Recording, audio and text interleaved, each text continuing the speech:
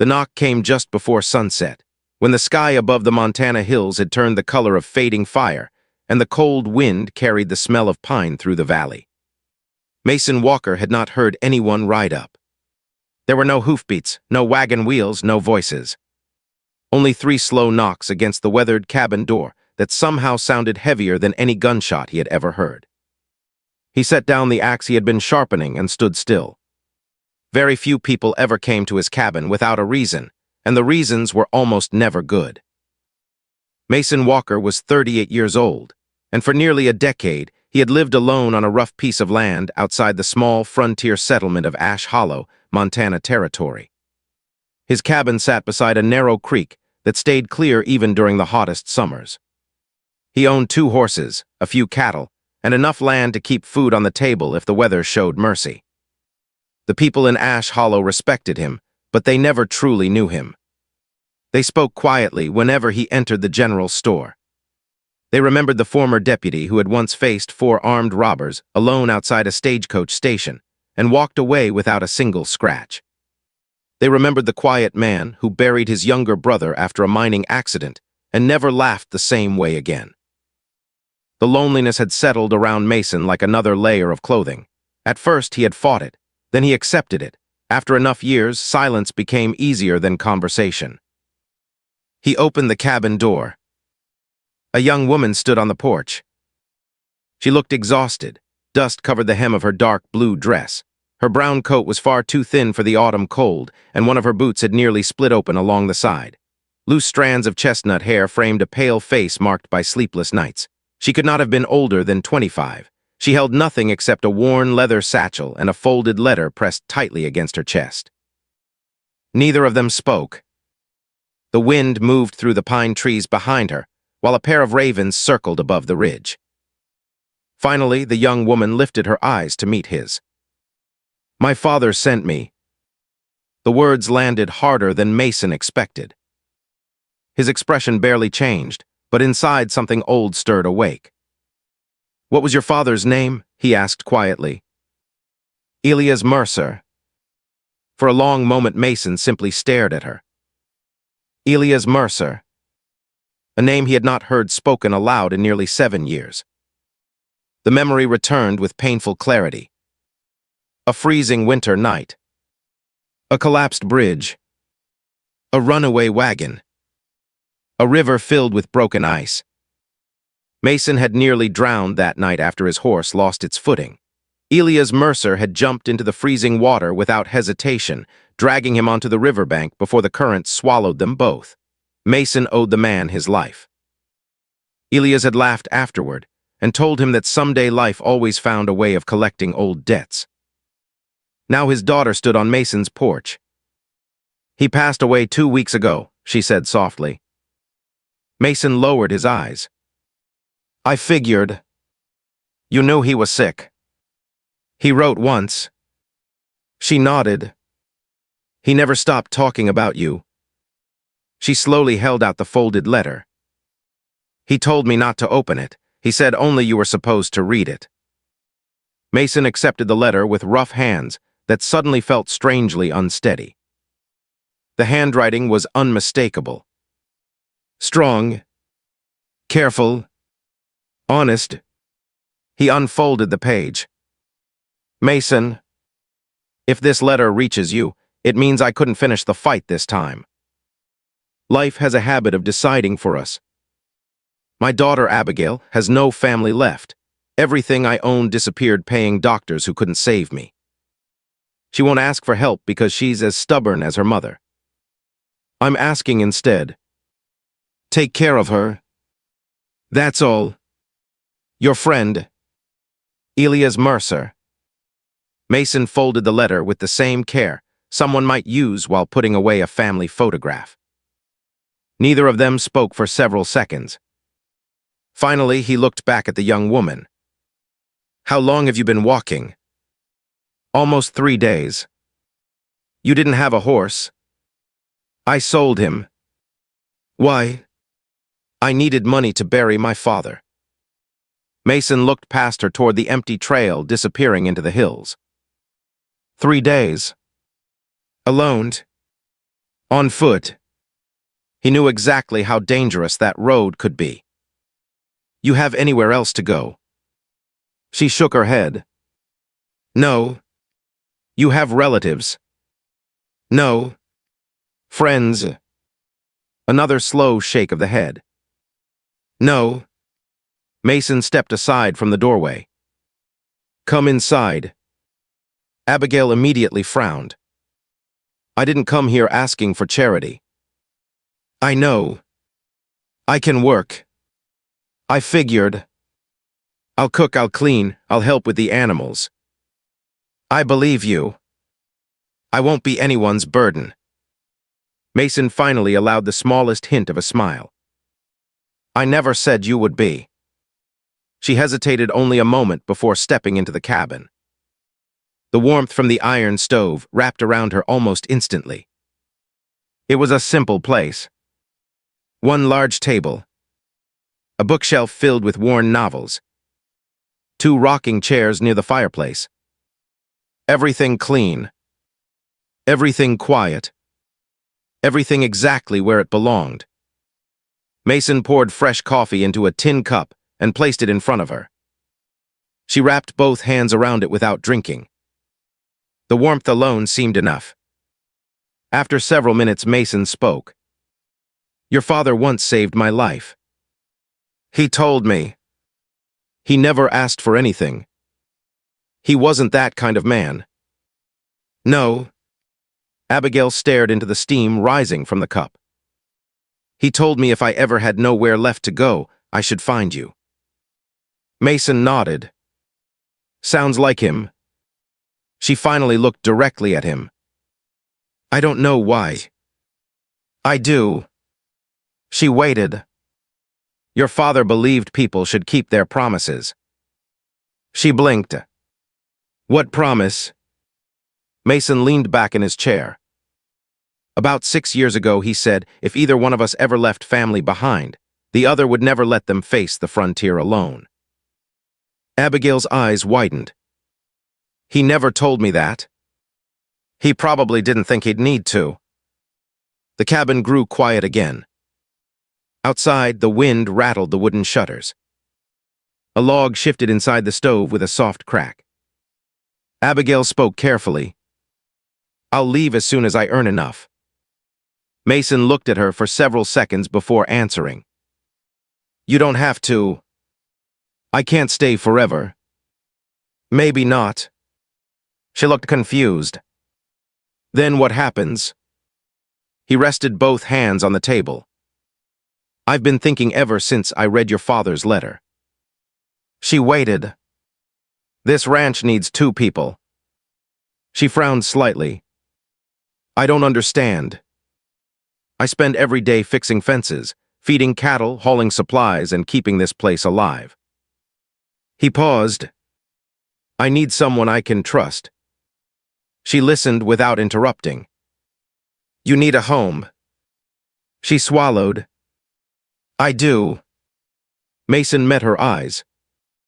I think your father already decided the answer before either of us had the chance. Abigail's heart began to beat faster. What answer? Mason spoke with the same calm honesty that had always guided every important decision in his life. I think he was hoping you'd become more than a guest. The words hung between them while the fire quietly burned beside the table. Outside, snowflakes began drifting through the dark Montana sky, covering the lonely trail that had brought Abigail Mercer to his porch. Neither of them knew it yet. But before that winter came to an end, someone would try to destroy everything they were about to build together. Mason's words stayed in the cabin long after he finished speaking. Abigail lowered her eyes to the table, unsure whether she had heard him correctly. She had expected kindness, perhaps a place to sleep for a few nights, but nothing more. The thought that her father might have planned something beyond simple shelter left her speechless. She reached for the letter again, reading every line as if another message might suddenly appear between the words. Nothing changed. Elias Mercer had written only what Mason had already told her. He wanted his old friend to look after his daughter. The rest, it seemed, was left to fate. I don't want you to feel trapped, Mason said quietly after several moments. "You don't owe me an answer tonight." Abigail looked across the table. "You barely know me. I knew your father." "That's different. It tells me enough." She let out a slow breath. "My father always believed a person's character was worth more than their name." He was right. She smiled faintly for the first time since arriving at the cabin. He usually was. That evening, Mason prepared the spare room at the back of the cabin. It was hardly more than a small space with a narrow bed, a handmade quilt, and a tiny window looking over the creek, but Abigail thanked him as though he had handed her a mansion. Before closing the door, she paused. "I appreciate this." Mason simply nodded. "Get some sleep." For the first time in many nights, Abigail slept without worrying someone would knock on her boarding house door demanding money she no longer had. Morning arrived wrapped in frost. The first sunlight touched the mountains while smoke curled from the cabin chimney. Mason had already been outside feeding the horses before Abigail stepped onto the porch wearing the same blue dress beneath a thick wool coat he had left outside her door. "You'll need it," he said. She looked at the coat. "It was your mother's. You'll stay warmer than it did hanging in a trunk." She hesitated before slipping it on. "It fits." It was always meant to help somebody. Together they walked toward the barn. The ranch looked larger in daylight. There were fences needing repair, a chicken coop with loose boards, a vegetable garden sleeping beneath autumn soil, and several cattle grazing near the creek. It was not a wealthy ranch, but everything carried signs of honest work. "I wasn't lying," Mason said. "About what?" "I really do need help." Abigail looked around. "I can see that." Within hours, she had cleaned the feed room, organized sacks of grain that had been stacked carelessly for months, and repaired broken shelves using leftover lumber she found behind the barn. When Mason returned from checking the western pasture, he stopped in the doorway. "You did all this?" She brushed sawdust from her hands. "It bothered me." He looked around again. "It bothered me too. You just never had time." He almost smiled. "That's true." By the end of the week, the cabin already felt different. Fresh bread cooled on the kitchen table each morning. The floors shone. Mason's scattered account books had been sorted into neat piles. One evening, Abigail spread the ledgers across the table. "You're losing money." Mason looked surprised. "I am." "You've been selling cattle below market price for almost a year." "I hate bargaining." "I noticed." She pointed to several figures. "The buyers know you don't argue." He rubbed the back of his neck. "I guess they do." "We're fixing that." He raised an eyebrow. "Wait." She looked at him. "If I'm staying for a while, this becomes my problem too." Something warm settled inside Mason's chest. No one had spoken those words in his home before. A few days later, they rode into the nearby town of Red Pine to purchase supplies. It was Abigail's first visit since arriving at the ranch. The streets buzzed with wagons and merchants preparing for winter.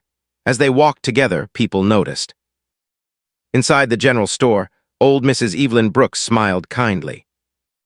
"So this must be Elias Mercer's daughter." Abigail nodded politely. "I'm Abigail." Mrs. Brooks reached across the counter and squeezed her hand. "Your father was one of the finest men this territory ever knew."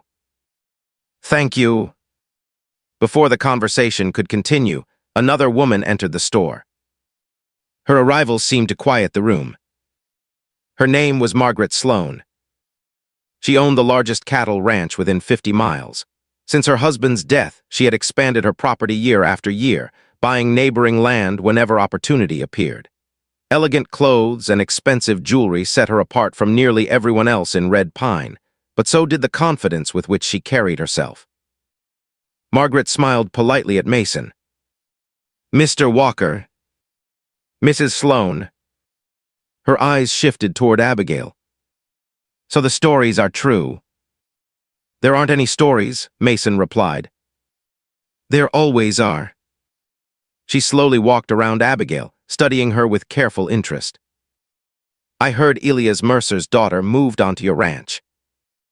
Abigail answered before Mason could. I came because my father asked me to. Margaret's smile remained perfectly pleasant. How touching. She stepped closer to Mason. I hope you've explained that your property borders mine. I know where my fences are. I'm not talking about fences. She lowered her voice. The Eastern Creek. Mason's expression hardened slightly. What about it? I've been considering redirecting part of the water next spring. Abigail looked between them. Can you do that? Margaret answered for him. If the county approves. Mason looked directly at her. They won't. We'll see. She tipped her hat politely before leaving the store. The room stayed silent until the door closed behind her. Mrs. Brooks sighed. That woman never gives up. Abigail turned toward Mason as they walked outside. Was she threatening you? More or less. Why? She wants my land. Why yours? The creek. Abigail looked back toward the flowing water visible beyond the hills. It matters that much. It's the cleanest water for miles. They rode home quietly. That evening, Abigail asked more questions about the property. Mason showed her old maps, deeds, and handwritten records stored inside a wooden chest beneath the bed. She examined every page carefully. Your paperwork is complete. It should be. So why does she think she can take the creek? Mason shrugged. Some people believe money changes the truth. Abigail carefully stacked the papers again. My father always said papers matter. He said that. He made me read every contract he ever signed. Mason looked at her thoughtfully. He prepared you well. He prepared me for almost everything. She looked down at the faded letter resting beside the documents. Except losing him. Winter settled heavily across the valley. Snow covered the fields while icy winds howled through the trees. Inside the cabin, life found a peaceful rhythm neither of them had expected. Every morning they worked together. Every evening they shared supper beside the fire. Their conversations slowly grew longer. Abigail spoke about traveling across the Western Territories with her father, sleeping beneath wagon covers, learning to read maps before she turned 10. Mason told stories he had never shared with another soul. He spoke about his younger brother, the dreams they once had of owning a ranch together, and the accident inside the silver mine that had taken everything away. One snowy evening, Abigail noticed an old fiddle hanging above the fireplace. You play? I used to. Why did you stop? No reason to. She quietly took it down. My father played too. She handed it to him. Play one song. I'll disappoint you. I don't think so. After several seconds, he rested the instrument beneath his chin. The melody was slow, gentle, filled with memories neither of them spoke about. When he finished, Abigail realized tears had quietly filled her eyes. That was beautiful. No, it was. He looked into the fire. I haven't played since my brother died. She reached across the table and gently rested her hand over his. You should play again. Before Mason could answer, a loud crash echoed outside. Both of them stood instantly. Another crash followed. This time it came from the barn. Mason grabbed his rifle from beside the fireplace, while Abigail reached for the lantern. They hurried into the freezing darkness. The barn door swung wildly in the wind. One horse screamed in panic. As Mason lifted the lantern higher, he froze. Someone had cut every fence surrounding the cattle pasture. Half the herd was already disappearing into the snow-covered hills. Near the broken gate, fresh boot prints led away from the ranch. Mason slowly knelt beside them. His jaw tightened. This wasn't an accident. Abigail looked toward the dark valley where the tracks disappeared. "Do you think it was Margaret Sloan?" Mason didn't answer immediately. Instead, he stared at one object lying half-buried in the snow. A silver pocket watch. Its cover carried an engraved letter. S. He picked it up carefully. His eyes narrowed. He had seen that watch before. Margaret Sloan's ranch foreman never went anywhere without it. The silver watch felt cold in Mason's hand. Snow gathered across its polished surface while the lantern light caught the engraved letter. There was no doubt about it. Samuel Briggs, Margaret Sloan's foreman, carried that watch every day. Mason had noticed it more than once whenever they crossed paths in Red Pine. Abigail looked at him. "You know whose it is?" Mason nodded once. "I've seen it before." "Then we finally have proof." "Maybe." She frowned. "What do you mean, maybe?" "If Briggs dropped it, he'll claim it was stolen." She looked toward the scattered cattle disappearing into the snowy hills. "So we just let this happen?" Mason's voice remained calm. "No." They spent the next several hours gathering the frightened cattle before the storm grew worse. By sunrise, they had recovered nearly every animal except 2 young calves. Both of them were exhausted when they finally returned to the cabin, but neither mentioned sleep. Instead, Mason saddled his horse again. "We're riding into town." Sheriff Daniel Harper listened carefully while Mason placed the silver watch onto his desk. The sheriff picked it up. "Where did you find this?" "Beside my broken fence." Harper leaned back in his chair. "That's Samuel Briggs' watch." "I know." The sheriff called one of his deputies. "Bring Briggs in." Less than an hour later, Samuel Briggs entered the office. He was a broad man with rough hands and a thick beard.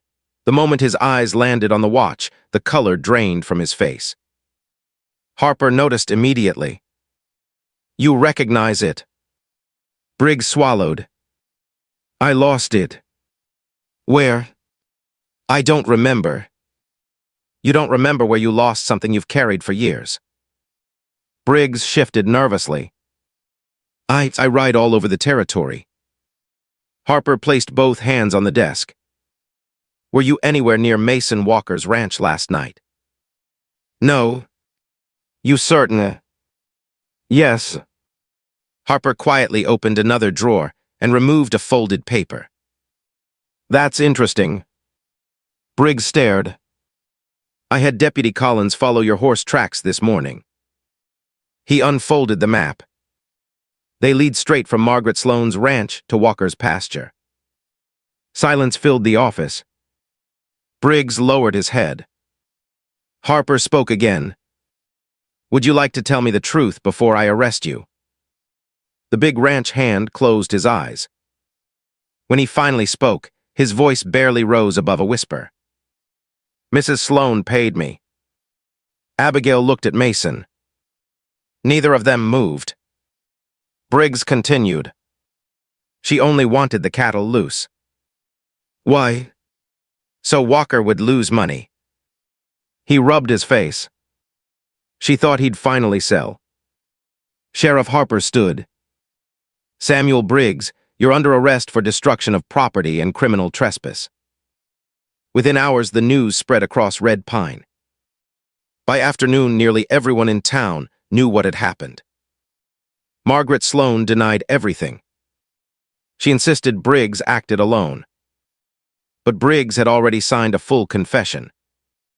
He admitted Margaret had offered him $50 and promised him a permanent position managing her ranch if Mason finally abandoned his property. The county judge wasted little time. Margaret Sloan paid a heavy fine, lost several grazing contracts, and her reputation never recovered. Before spring arrived, she sold her ranch and left the territory without saying goodbye. No one seemed sorry to see her leave. Life slowly returned to normal. The fences were repaired. The missing calves were eventually found, grazing near the northern hills.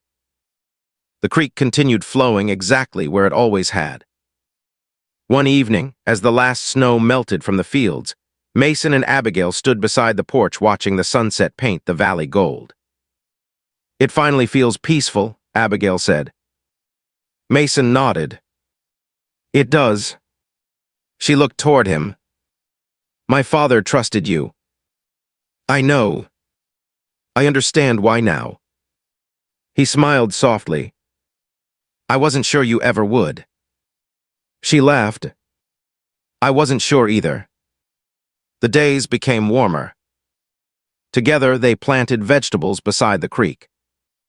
They repaired the old windmill. They painted the barn a deep red that could be seen from nearly every hill surrounding the valley. Neighbors began stopping by more often.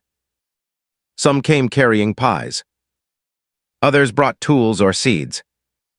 The lonely ranch slowly became one of the warmest places in the territory. People noticed something else too. Mason smiled now. "Not often, but enough."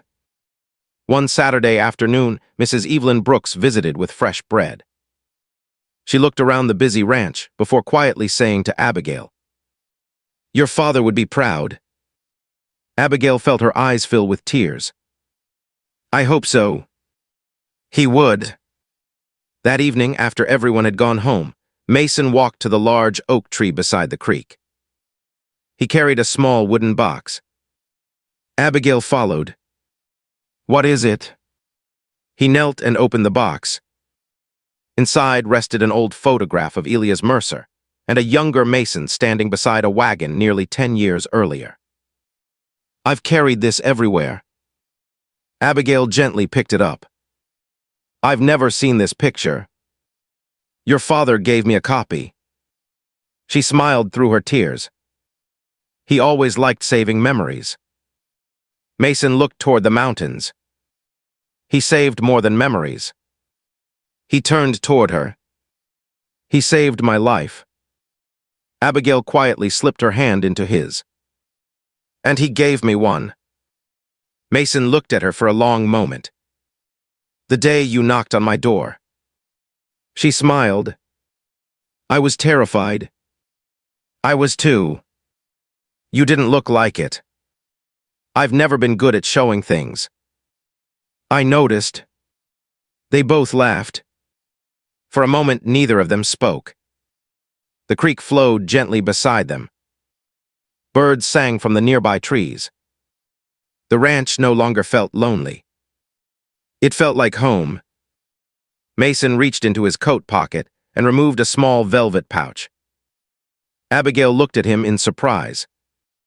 He opened it. Inside rested a simple gold wedding band. "I've thought about this every day since you arrived." She covered her mouth. "You don't have to answer because of your father." "I know." "You don't owe me anything." "I know. I only want one thing." She waited. "I want whatever future you choose." Tears rolled gently down her cheeks. She smiled the same warm smile he had slowly fallen in love with during the long winter. "My father didn't send me here so I'd have somewhere to hide." Mason waited quietly. "He sent me here because he already knew where I belonged." She held out her hand. "Yes." Mason gently placed the ring on her finger. Neither of them noticed old Mrs. Brooks watching from the road with a happy smile before quietly turning her wagon around to give them their moment. A month later, the little church in Red Pine filled with neighbors from every corner of the valley. There were no expensive decorations.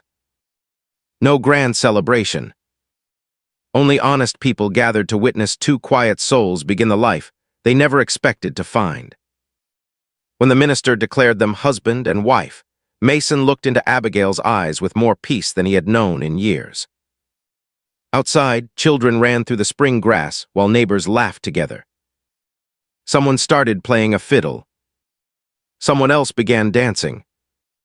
As the sun slowly disappeared behind the Montana hills, Mason realized something he had believed impossible. The loneliness that had lived beside him for nearly 10 years was finally gone. Elias Mercer had sent his daughter to repay an old promise. Instead, he had unknowingly given his oldest friend the greatest gift a man could ever receive. Not a favor, not a debt repaid, but a family. And on that quiet frontier ranch, beside the same porch where a frightened young woman had once whispered, "My father sent me," 2 lives became one, proving that sometimes the greatest journeys begin with nothing more than a knock on a lonely cabin door.